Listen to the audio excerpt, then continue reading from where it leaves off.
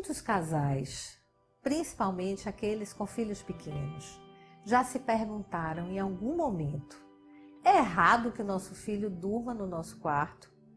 É errado que a criança durma no meio do casal, sendo que é muito mais cômodo para ser amamentado, é muito mais confortável, porque não tem aquela interrupção ao longo da noite, da criança chorando, solicitando atenção. O que fazer quando o nosso filho ele não quer dormir no seu próprio quarto? Quando é para a criança que dormir no quarto dos pais se torna um problema. E que problema futuro seria esse? Essa é a reflexão do vídeo de hoje. Primeiro eu falo diretamente com as mães. Use o seu bom senso. Se você nesse momento, pós-parto, está muito debilitada, cansada, exaurida, mantenha o bebê sabendo que tem um limite de permanência. Vai ser mais confortável para ambos, o bebê também vai ficar mais confortável no primeiro momento, mas à medida que isso se estende com o passar dos meses, cria um hábito que vai ter consequências futuras que são muito ruins e, portanto, passíveis de serem evitadas. A criança não nasce com o desejo de dormir no quarto dos pais. Ela pode se acostumar a dormir no seu próprio berço ou a dormir no seu próprio quarto. De quem é, de fato, o desejo dessa criança permanecer no quarto dos pais? É uma necessidade infantil? É a criança que demanda? É a mãe que precisa? Ou é o pai que permite e solicita?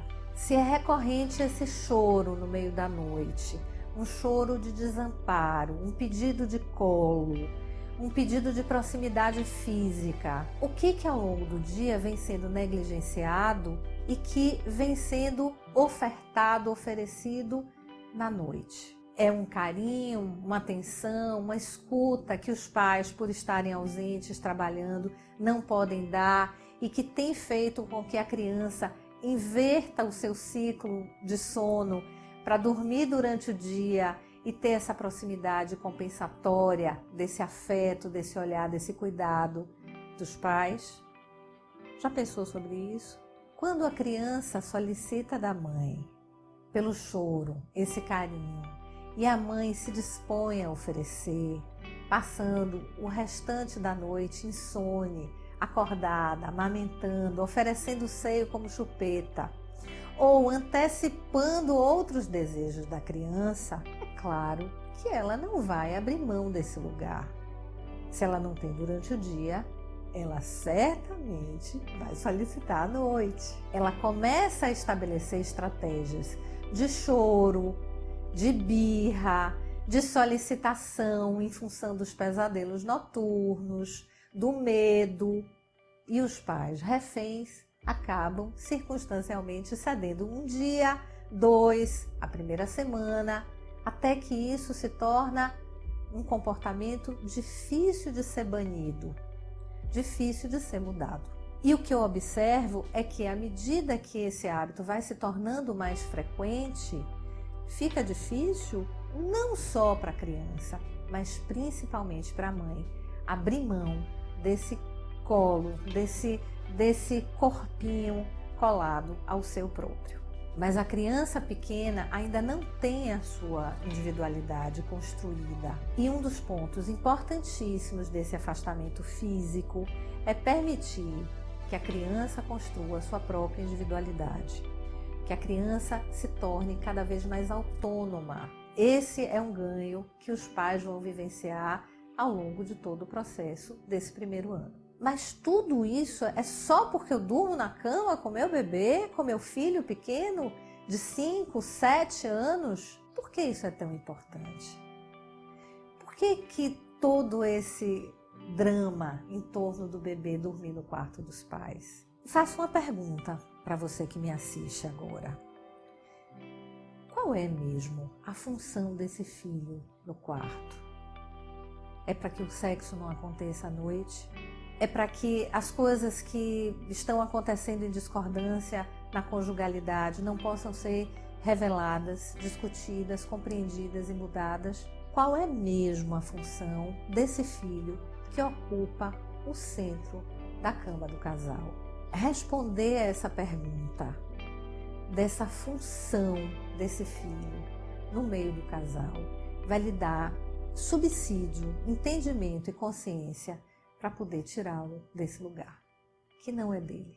Um ponto que eu quero trazer para você que me escuta, principalmente para as mães que me escutam, é associar a essa permanência, presença, aconchego, a uma condição de segurança emocional para seu filho. É que a sensação desse vínculo seguro não necessariamente vai se construir nessa condição da criança no seu quarto, na sua cama. É possível que você construa e eduque a criança a que ela, com autonomia, com autoconfiança, ela se sinta muito mais desafiada e segura se dormir no seu próprio quarto. É preciso que a criança compreenda desde muito cedo que, apesar da cama dos pais ser um espaço tão agradável, tão confortável, é um espaço onde ela não tem permissão para se manter.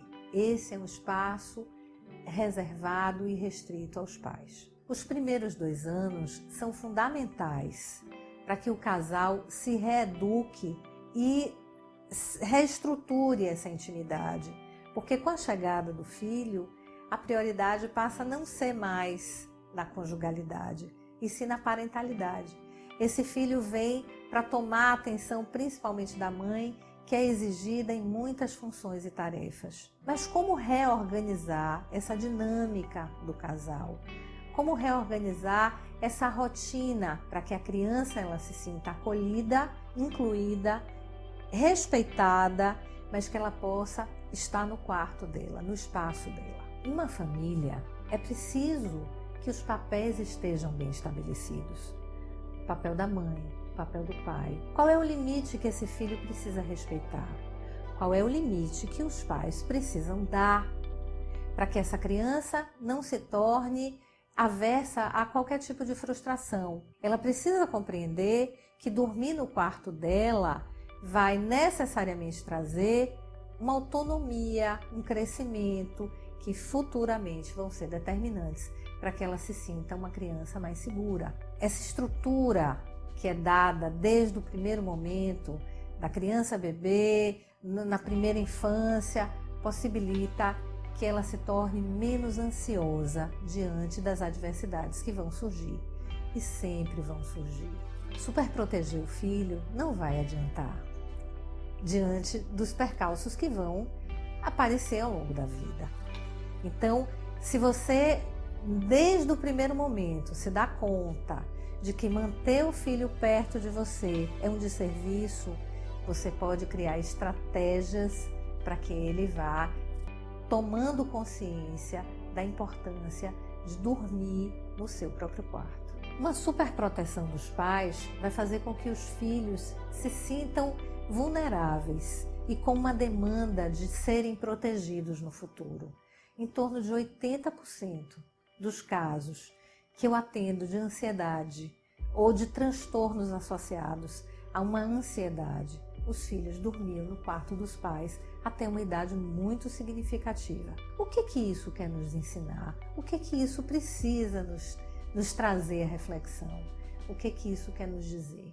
Pensando exatamente nessa discussão, é que a psicologia traz algumas pistas e dicas para que com mais facilidade e equilíbrio seja possível tirar esse filho desse lugar que não pertence a ele. O próximo vídeo, ele traz algumas dicas da psicologia para ajudar nessa mediação aqueles pais que estão com mais dificuldade a se autorizar, a compreender e a modificar esse comportamento.